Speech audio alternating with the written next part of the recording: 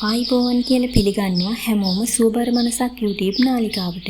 අද මම ඔයගොල්ලෝ එක්ක කතා කරන්න ආවේ තරහව පිළිබඳව. තරහව කියන්නේ හැඟීමක්. දුක, සතුට, බය වගේම තරහවත් හැඟීමක්.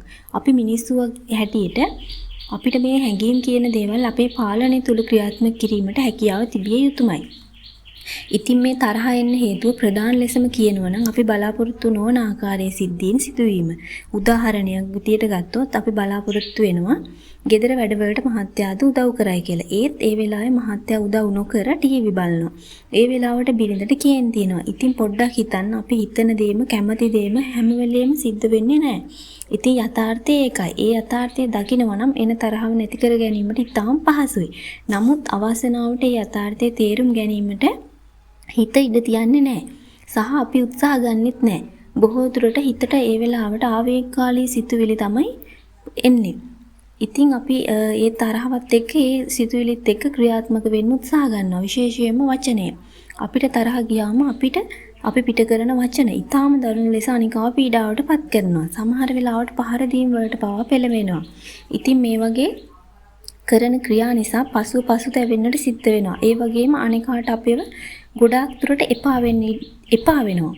ඒ නිසාම තරහක් ආවහම ඒ වෙලාවට අපි සිද්ධ කරන ක්‍රියා වළක්වා ගනිමින් තරහව පාලනය කර ගැනීමට මම ක්‍රම කීපයක් කියලා දෙන්නම්. ඔබත් කරලා බලන්න.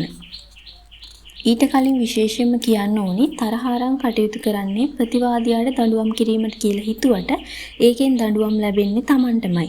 අපේ මොළය නැත්නම් මේ බ්‍රේන් එක නිතරම අපි කරන දේවල් වලට පුරුදු වෙනවා. අපි නිතරම කේන්ති ගත්තොත් කාලයක් යනකොට අපිට පුංචි දෙයකට පවා නිතරම කේන්ති එනවා. ඉතින් මේක ඔබේ කායික මානසික සෞඛ්‍යයට ඉතාම හිතකර තත්වයක්.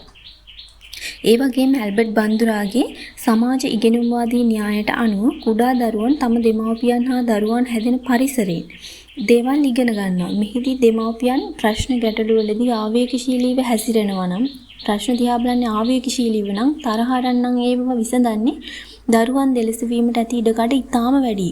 ඉතින් අපි බලමු මේ නරක තරහ කියන සිතුවිල්ල ආවට පස්සේ අපි ඒ ආවේගයේ බාහිර පුද්ගලයෙකුට හානියක් නොකර පිට කරගන්න ක්‍රම කීපයක් ගැන. මං ඉස්සෙල්ලා කිව්වා තරහ කියන්නේ හැඟීමක් කියලා. හැම මිනිසෙකුටම පුළුවන් වෙන්න ඕනි තම තමන්ගේ හැඟීම් තමන්ට ඕනි විදියට පාලනය කරගන්න. ඉතින් මේ තරහ එන වෙලාවට තීරණ ගන්න යන්න එපා. ඒ වගේම කතා කරලා වචන පිට කරලා ඒවා උත්සාහ කරගන්න එපා. අනිකාව රිදවන්න උත්සාහ කටයුතු කරන්න තමයි සිතුවිලි එන්නේ. ඒත් එහෙම කරන්න එපා. ඒ වෙලාවට දැඩිව හිත මෙල්ල කර ගැනීමට පෞරුෂය හදාගන්න. මම පෞරුෂය පිළිබඳව පසුව වීඩියෝ එකක් ගෙනෙන්නම්.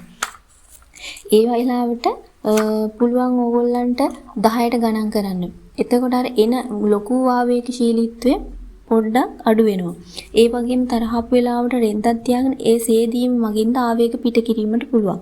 ඒ වගේම තරහ එන වෙලාවට ඔබ ආදරය කරන කෙනෙකුගේ ෆොටෝ එකක් නැත්නම් අපි කියන්නකො ආගමික ශාස්ත්‍රූන් වහන්සේ කෙනෙක්ගේ ඔබ දැඩිව විශ්වාස කරන අපි කිව්වොත් දෙවි කෙනෙක්ගේ නැත්නම් බුදුහාමුදුරුවෝ කෙනෙක්ගේ නැත්නම් ජේසුස් වහන්සේගේ ඒ වගේ ඔබ අදහන සහ ඔබ වැට්ටා ගරු කරන කෙනෙකුගේ ෆොටෝ එකක්. ඒතර ආදරය කරන පුද්ගලයෙක් කියන ඔබේ සැමියා ඔබේ බිරිඳ නැත්නම් බෝයිෆ්‍රෙන්ඩ් ගර්ල්ෆ්‍රෙන්ඩ් වගේ ඒ වගේ ෆොටෝ එකක් දිහා බලන්න පුළුවන්. ඒ වගේම කඩදාසියක් පුංචි කැබලි වලට ඊරන්න අපිට පුළුවන්. ඒ වගේම තමන් කැමති සංගීතයකට අහුම්කම් දෙන්න පුළුවන්. තවත් ක්‍රමයක් තමයි හදිස්සිය මේ වගේ අපි කියනකො දැන් අපිට තරහ එන්නේ පිට කෙනෙක්ගේ වචන හරි මොකක් හරි දෙයක් ඇහෙනකොට හෝ ක්‍රියාවක් දැකලානේ ඒ වෙලාවට තමන්ටම රිලැක්ස් කියලා කියාගන්න නැත්නම් සංසුන් වෙන්න කියලා තමන්ගේ නම තමන්ටම කියාගෙන සංසුන් වෙන්න කියලා කියාගන්න. ඔබේ තරහ සාධාරණ කරන බවට හිතට එනවා සිතුවිලි. හරිද? ඒ කියන්නේ ඔබ හරි තරහ ගන්න එක සාධාරණයි. ඒ වගේ සිතුවිලි එන වෙලාවට ඒ සිතුවිලි වලට එන්න ඉඩ දෙන්න එපා. ඒ වගේම නිතරම මතකයේ තබා ගන්න තරහෙන් කටයුතු සිද්ධ කරන හැම මොහොතකම තම දෑතින් තම ගෙලම සිර කරගන්නවා කියන එක හොඳට මතක තියාගන්න. ඉතින් ලෝකයේ යථාර්ථය තේරුම් ගැනීමට උත්සාහ කරන්න. ඒ තුලින් ඔබට ගැටලු රාශියක් විසඳා ගැනීමට පුළුවන්.